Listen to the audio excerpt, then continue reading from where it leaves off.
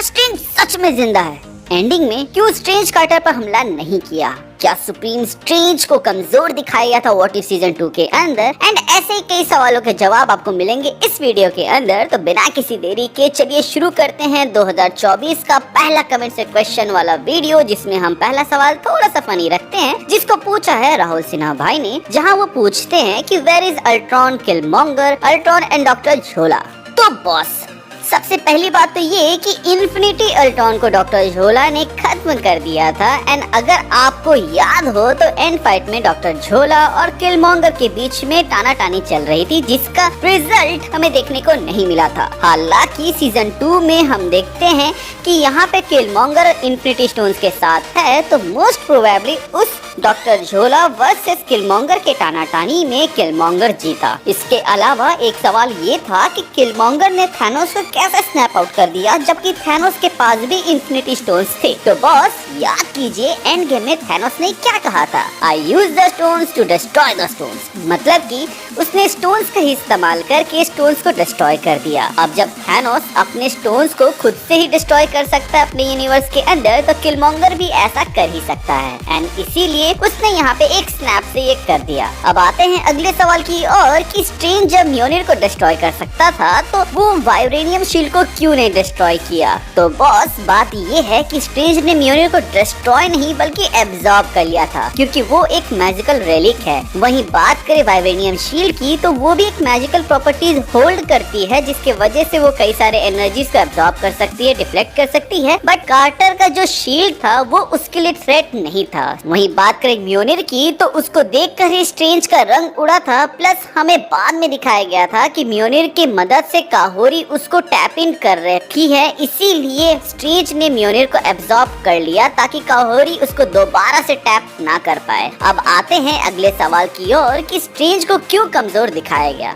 जिसका जवाब मैं नहीं बल्कि आप ही दोगे। आप ही बताओ, एमसीयू मल्टीवर्स में ऐसा कौन सा कैरेक्टर है जिसको हराने के लिए इन्फिनिटी स्टोन से लेकर हेला का मुकुट, थॉर का म्योनिर, 10 रिंग्स जो कि गॉड्स तक को मार सकते हैं, एंड गामा रेडिएशन से भरा हुआ हल्का स्वॉर्ड, जिसके बारे में हमने पिछले वीडियो में ही बात किया हुआ है। साथ ही साथ इतने सारे स्वॉर्ड्स जिसमें गॉड स्लेयर भी था, एंड सब के सब स्वॉर्ड से मैजिकल एनर्जी बीम्स निकल रहे थे। प्लस काहोरी जो कि चलती फिरती टेसरैक्ट थी, उसने तक हमला किया था, तब जाके स्ट्रेंज अपने से कंट्रोल खोया था एंड मॉन्स्टर फॉर्म बाहर आया था। एंड जब उसका मॉन्स्टर फॉर्म बाहर आया तो स्ट्रेंज ने म्योनिर को लॉलीपॉप जैसा खाया, गन्नीर एंड टेंड्रिल्स को ऐसे अब्सॉर्ब कर लिया जैसे कि वो कुछ है ही नहीं। सो देखा जाए तो एमसीयू में दिखा हर पावरफुल वेपन स्ट्रेंज के मॉन्स्टर फॉर्म के सामने कुछ भी नहीं था, जिससे साफ समझ आता है कि क्यों उसको साइड करना जरूरी था, क्योंकि ये बंदा इतना पावरफुल हो गया था कि आने वाला कोई भी थ्रेट इसके सामने कुछ भी नहीं था। इसीलिए इसके साथ वही किया गया जो स्टोरी राइटिंग में मोस्ट पावरफुल कैरेक्टर के साथ हमेशा से किया जाता आया है, या तो उस कैरेक्टर को मार दो या फिर उसके पावर्स छीन लो। एंड वही चीज हमें व्हाट इफ सीजन 2 में देखने को मिला। सो आई गेस अब आप समझ गए होंगे कि सुप्रीम स्ट्रेंज को इसलिए मारा गया क्योंकि वो most powerful character in MCU multiverse था,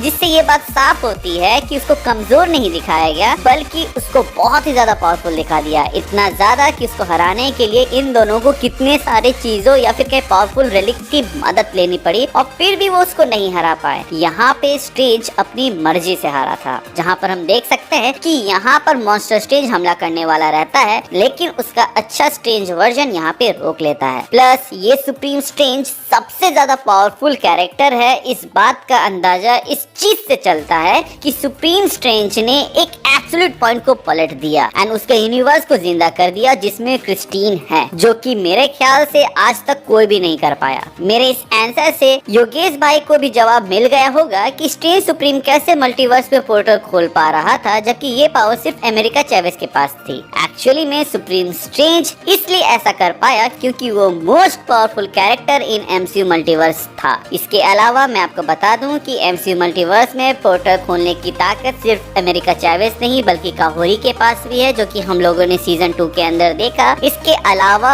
हर वो कैरेक्टर जिसके पास स्पेस स्टोन है वो तक मल्टीवर्स में पोर्टल खोल सकता है, जो कि पिछले सीजन अल्ट्रॉन ने किया था। अब आते हैं सबसे बड़े सवाल की ओर, जो कि ये है कि क्या सुप्रीम स्ट्रेंज जिंदा है। आप लोगों का तो नहीं पता, बट आई थिंक वो जिंदा है, क्योंकि एंड में जब वो गिर रहा था तब हम देखते हैं कि उसका मॉन्स्टर वर्जन को उसका अच्छा वाला वर्जन रोकता है पेगी को टारगेट करने से। ये अच्छा वाला वर्जन वही था जो ग्रीफ में गिव अप नहीं किया एंड सुप्रीम स्ट्रेंज से आखिरी दम तक लड़ा था सीजन 1 के एपिसोड 4 में। सो ऐसा हो सकता है कि सुप्रीम स्ट्रेंज का अच्छा वर्जन अब ब्लैक प्रिस्ट बनेगा या बन चुका होगा, जो कि मल्टीवर्स की सेफ्टी के लिए काम करते हैं। एंड वॉचर को इसके बारे में पता होगा, बट वो पेगी को नहीं बताया, क्योंकि अगली बार जब वो दिखेगा तो हम सबको उतनी ही खुशी मिले जितना पेगी को मिलेगी। भले ही सुप्रीम स्ट्रेंज हमें व्हाट इफ में दिखा है, बट उसकी fan following real doctor strange से ज्यादा है। वॉचर इंटरफेयर तो नहीं करता, बट एक बटरफ्लाई को हम उसके उंगली में बैठते हुए यहाँ पर देखते हैं। एंड एक butterfly positive transformation, hope during dark times,